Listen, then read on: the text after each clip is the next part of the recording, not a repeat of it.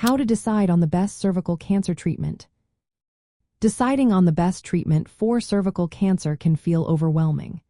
It is essential to consider several factors that can influence your options. The stage and extent of the cancer, your overall health, reproductive desires, and specific tumor characteristics all play a significant role in determining the best course of action. First, let's talk about cancer stage and tumor size.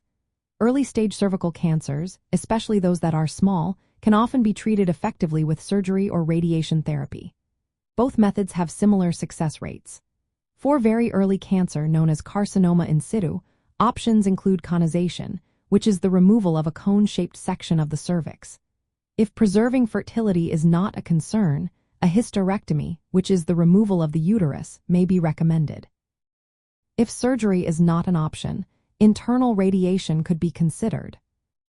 As cancer progresses to more advanced stages, treatment may involve a combination of chemotherapy and radiation, or more extensive surgical procedures. Next, consider fertility preservation. Younger patients who wish to have children in the future may be candidates for less radical surgeries. Procedures like trachelectomy, which removes the cervix but keeps the uterus, can help preserve fertility. Cold knife conization or laser conization are also options that avoid radiation, which can lead to complications like vaginal atrophy. The loop electrosurgical excision procedure, or LEEP, may be used in specific cases but is not ideal for all types of cervical cancer. The type of cancer also matters. Adenocarcinoma in situ, which develops in the endocervical canal, often requires a hysterectomy because it is challenging to remove completely with conization. On the other hand, squamous cell carcinoma may be more suitable for conservative excision.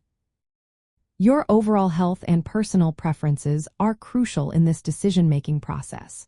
If you have other medical conditions, they may influence whether surgery or radiation is more appropriate for you. Younger patients might prefer surgery to avoid the side effects of radiation, while those who cannot tolerate surgery may lean towards radiation therapy. For more advanced cervical cancer, concurrent chemotherapy with radiation, also known as chemoradiation, is often the standard treatment to improve outcomes. In some cases, targeted therapies may be considered, but these are usually supplementary rather than first-line treatments. Lastly, your follow-up and screening history can impact your treatment decisions. If you have had precancerous lesions or other high-risk factors, you may need a more tailored treatment plan and closer monitoring.